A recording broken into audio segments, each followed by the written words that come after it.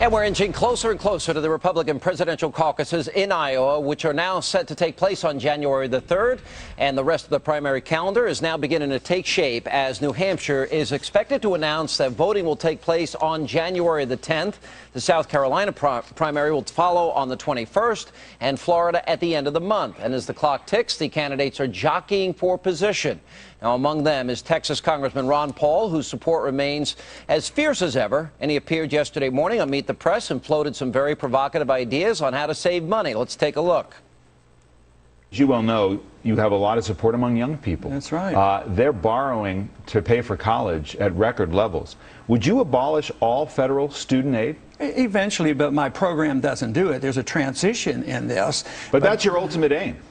Yes, because there's no authority to do this. And just think of all this willingness to want to help every student get a college education. So they're $1 trillion in debt. We don't have any jobs for them. The quality of education has gone down, so it's a failed program. I went to school when we had none of those. And joining me now to lay out his strategy for victory is the man himself, presidential candidate, Texas Congressman Ron Paul. Dr. Paul, good to see you, sir. Thank you, Sean. Good to be with you. All right. When you laid out your plan, I mean, here we've got, at the end of this last budget deal, it's going to be $16.7 trillion in debt. We're robbing from our kids and grandkids.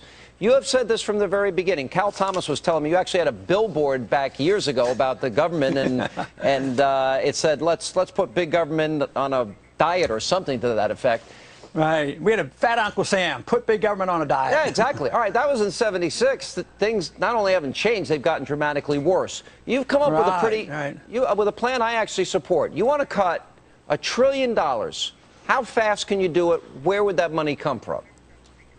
Well, of course, it all depends on the people's understanding and the Congress willing to go with this.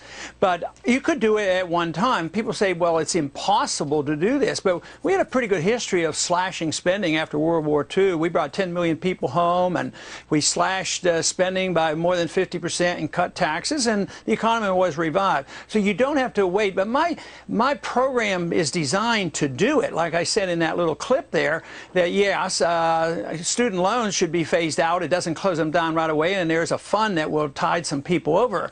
But it is a failed program, and my argument is that it's unconstitutional, and so much that we do now, not only is it not only unconstitutional, but we don't have the money. So I think the question is how serious do the other candidates and the people of this country think this debt is? I happen to think it's very serious. Like Cal pointed out, I was concerned in the 70s because I thought the situation was set up because of the change in the monetary system that would end and that it would lead to endless spending and endless debt, and that's where we are. So I think we have to take this very seriously. Do you think you could knock $1 trillion off the top? Do you think you could do it in year one or within 2 years? How long do you think it would take you to say, wait a minute? Because right now we borrow 40 cents of every dollar. We take in 2.2, we spend 3.7. It's unsustainable. So how quickly do you think you could knock off $1 trillion in spending? Well, my program says in 1 year, but you have to be willing to do it, obviously, and you have to think that cutting is less painful than runaway inflation and having another downgrade on our credit, which is about to come soon. So, yes, but, I list 5 departments to cut out, too. So, no, I'm not bashful about cutting spending, but it's just that I see this sovereign debt crisis worldwide is much more serious than anybody wants to admit. The other candidates aren't offering really any cuts. I don't think anybody in Washington is offering an actual cut. It's always the cut and the proposed increases, and so far the markets haven't been reassured and people haven't gone back to work and thought, well, we have things under control. So that's why I think it's so serious. All right, I got one question of a personal nature for you. I have said for years that I think you have been somebody that has been, out there warning of the dangers of big government and the Fed. I'm not a fan of Bernanke. I'm not a fan of Tim Geithner. I'm not a fan of monetary policy in this country. I think we could do a lot better. I've said this for years. I'm a supporter of the Mac-Penny plan, which will freeze spending at 2011 levels, cut it 1% a year for 6 years, and then for the next 2 years, keep it at 18% of GDP. You told me the other day you think that's probably a good idea, right? Yeah, it doesn't make the point quite as dramatically as I make it because I think it's so serious. But if I couldn't get my plan passed, that would be certainly a lot better than what we're doing. It would reassure the markets to some degree, and it would be worthwhile. And I think that listen, some people would be less. I'd say we got to balance the budget. We got to live within our means immediately. All right, but then you went out, you were asked a question by a reporter. Do you think people like me and Rush and Mark Levin fear that you are making us obsolete because your views reveal them as status? And I've been called a lot of things, Dr. Paul. I've never been called a status before. And your answer was, well, I think if I gain influence, it's an embarrassment to them because they're not really limited government people, yet they make their livelihood fooling people into thinking that they're the real leaders of limited government. And I'm thinking, I agree with you on cutting $1 trillion. I agree with the Mac Penny plan. I thought Republicans spend too much money, and this president is 4 times worse. Where did that statement come from? Well, I think somebody put those words in my mouth and I didn't deny it because I think in many ways what I've talked about for 40 years now is now becoming pretty conventional, you know, with the monetary policy and auditing the Fed and really cutting. So I do think that indirectly I do put a lot of pressure on them. But if you look at it, I didn't go out and volunteer this, but I do think that there hasn't been anybody really leading the charge and saying, look, this is serious. We need to cut. So sometimes I think there are a lot of, and I deal with a lot of so-called conservatives in Washington, and Sean, you know they're not as conservative as they pretend to be, or we wouldn't be in this mess. But those are, that's I mean, a look at what attack against me. happened. Ever since I was on radio and TV, I have used government waste, the Citizens Against Government Waste. I've talked about money that has been mismanaged, misappropriated. I didn't even support prescription drug plans when Republicans were spending too much money.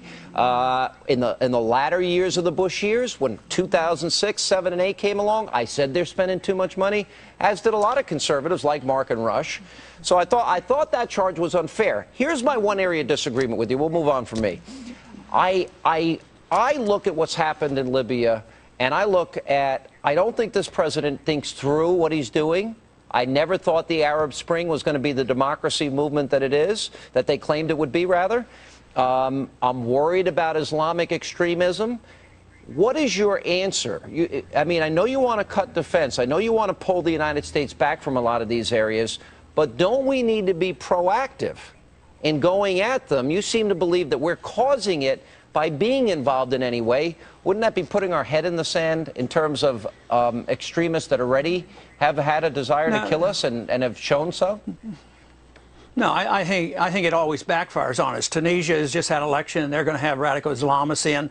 Libya is probably going to end up with them. Look at all this buying of friendship with Egypt. Now we're going to have a government there that's less friendly to Israel. We have the Kurds under attack now by both the Turks and the Iranians. So and we're driving these people into the arms of the Chinese. So I think this hurts Israel. I think it hurts our national defense. Besides, Sean, we're broke, and I want to cut this military. You said I want to cut defense. I don't. I want to cut military.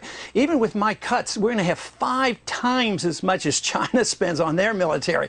Nobody's arming themselves to invade this country, and I do not believe that we should be in nation building, and we should not be involved in the entangling alliance and the internal affairs of other nations. It's not part of our Constitution, and it was also strongly advised by our founders, and Eisenhower warned us to stay out of these entangling alliances. Robert Taft, the famous Mr. Republican, he says don't even get in NATO. But Sean, this policy now, they get the authority from NATO and United Nations. They don't even, we are Obama NATO. Obama doesn't even come. But we are NATO. I know, but how about the Congress? Don't you care about the Congress? I mean, I just don't think that. I think Congress.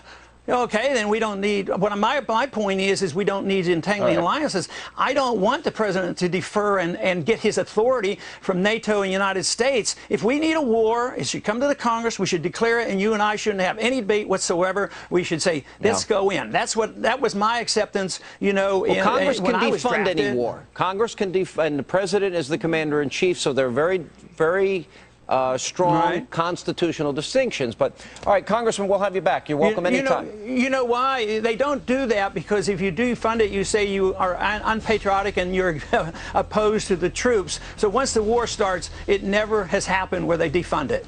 All right. Good to see you, Congressman. We'll be watching, and we appreciate you being on the show with us. Thank you. Okay.